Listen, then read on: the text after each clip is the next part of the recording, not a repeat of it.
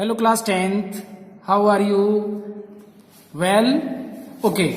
इससे पहले वाले वीडियो लेक्चर में हम लोग potential difference, electric current, circuit diagram और इलेक्ट्रिक करंट ये सब फिनिश कर चुके हैं। ओके, आज बहुत ही इंपॉर्टेंट टॉपिक है Ohm's law.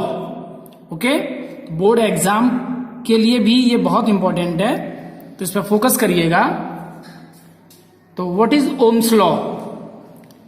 Actually at constant temperature the current flowing through a conductor is directly proportional to potential difference. यहां पर एक वर्ड बहुत इंपॉर्टेंट है, at constant temperature. At constant temperature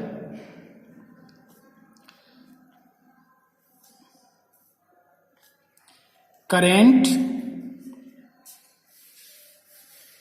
is directly proportional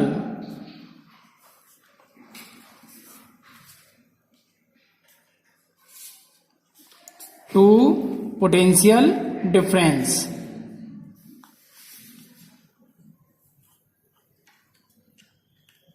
okay, हाँ, यहां ये जो वर्ड है कांस्टेंट टेम्परेचर, ये बहुत मायने रखता है, क्योंकि टेम्परेचर कम या ज्यादा होने पर और वेरिएशंस आ जाते हैं।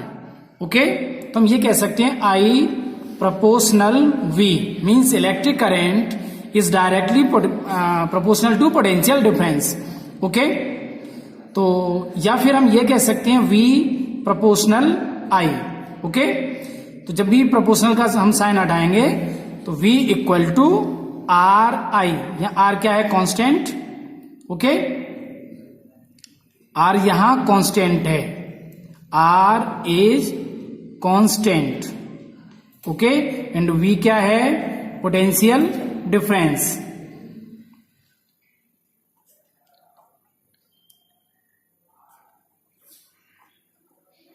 And I electric current.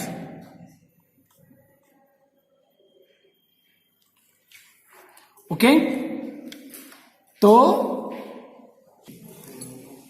Okay, देखिए V equal to R I, इस रिलेशन से यदि हम R की वैल्यू निकालें तो R की वैल्यू क्या होगी? V upon I। ओके, तो हम ये कह सकते हैं कि resistance potential difference and electric current का रेशियो है। ओके, तो resistance is ratio of potential difference and electric current. Okay, तो एंड यदि हम I की वैल्यू निकालें तो I क्या हो जाएगा? V upon R। ओके, तो यहां से बहुत इंपॉर्टेंट दो पॉइंट बनते हैं, और वो पॉइंट्स क्या हैं कि current is directly proportional to potential difference. Current is directly proportional to potential difference PD। Okay, और दूसरा ये पॉइंट बहुत ही इंपॉर्टेंट है कि current is inversely proportional to resistance. Current is inversely proportional to resistance।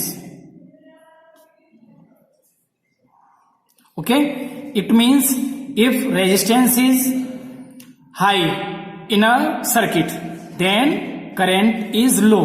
Okay, यदि resistance ज्यादा होगा तो करंट कम होगा, और यदि रेजिस्टेंस कम है तो करंट ज्यादा होगा।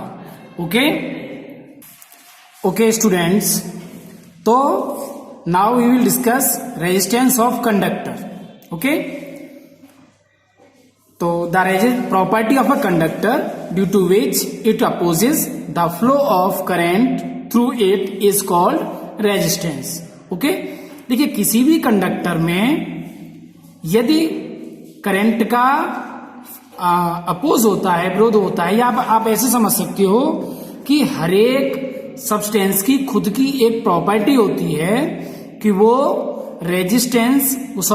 करंट का विरोध करता है, मीन्स करंट को फ्लो होने से रोकता है, दैट इज रेजिस्टेंस।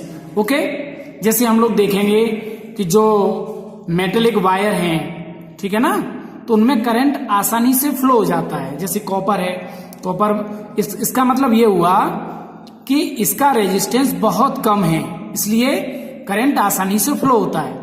लेकिन जैसे प्लास्टिक या हमने वुड लकड़ी ले ली तो उसमें करंट आसानी से फ्लो नहीं होता, इट मीन्स उसका रेजिस्टेंस बहुत ज्यादा है। तो हम रेजिस्टेंस का इस तरीके से ये फॉर्मूला लिख सकते हैं कि resistance equal to potential difference upon current. Okay, तो V equal to R equal to V upon I। Okay, हाँ, यहां पर जो बहुत इंपॉर्टेंट डिस्कशन है, जहां से क्वेश्चन पूछा जाता है, बोर्ड के क्वेश्चन पूछे जाते हैं, the resistance of conductor depends on length, R depends on length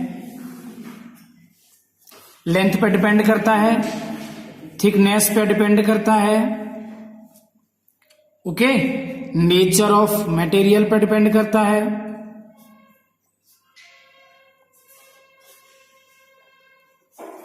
okay, and temperature पे भी डिपेंड करता है। ठीक है, इसका मतलब यह हुआ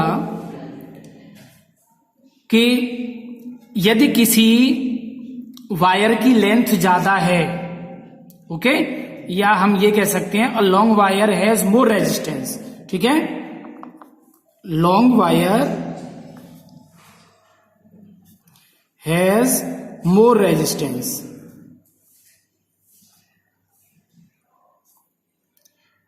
क्यों?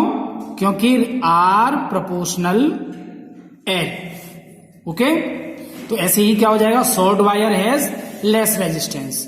ठीक है, दूसरा थिकनेस की बात करें तो थिकनेस में क्रॉस सेक्शन एरिया आ जाएगा, तो R inversely proportional 1/A, means thickness के इनवर्सली प्रोपोर्शनल होगा। यदि कोई मोटा वायर है, ठीक है, तो उसका रेजिस्टेंस कम होगा, और यदि पतला वायर है तो उसका रेजिस्टेंस ज्यादा होगा। ओके, चलिए, तो ये बहुत इंपॉर्टेंट डिस्कशन है, क्योंकि ये आगे जब हम रेजिस्टिविटी इसी चैप्टर में पढ़ेंगे तब हमें बहुत काम आने वाले हैं। ओके ओके, हाँ, rise in temperature of a wire increase its resistance. Temperature के भी इनवर्सली वो डायरेक्टली प्रोपोर्शनल होता है। यदि टेम्परेचर बढ़ता है किसी वायर का तो रेजिस्टेंस भी बढ़ जाएगा। ओके, चलिए अब हम बात करेंगे एसआई यूनिट ऑफ रेजिस्टेंस। तो एसआई यूनिट की यदि हम बात करें तो एसआई यूनिट होता है इसका ओम।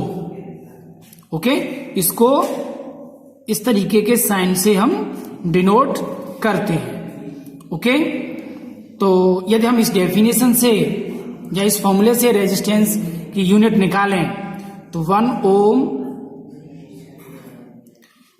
ओम equal to 1 volt upon 1 ampere. Okay, तो यहां पर बहुत इंपॉर्टेंट क्वेश्चन आता है, हमेशा पूछा जाता है, डिफाइन 1 ओम। ये इंपॉर्टेंट क्वेश्चन है, तो इसको हम इस तरीके से डिफाइन कर सकते हैं कि 1 ohm is the resistance of a conductor such that when a potential difference of 1 volt is applied to its ends then current of 1 ampere flows through it. Okay, means potential difference भी 1 होना चाहिए और electric current भी potential difference भी 1 होना चाहिए और electric current भी 1 होना चाहिए। तब जो रेजिस्टेंस निकलेगा वो 1 ओम निकलेगा। ओके, तो ये इसकी डेफिनेशन आप लोग बना सकते हो 1 ओम की, कि 1 ohm is the resistance of a conductor such that when a potential difference of 1 volt is applied to its ends a current of 1 ampere flows through it. Okay okay, तो आज के लिए इतना ही। कल हम ओम्स लॉ का verification कैसे करते हैं, एक्सपेरिमेंट कैसे करते हैं, वो सीखेंगे और चैप्टर में आगे बढ़ेंगे। Okay, thank you.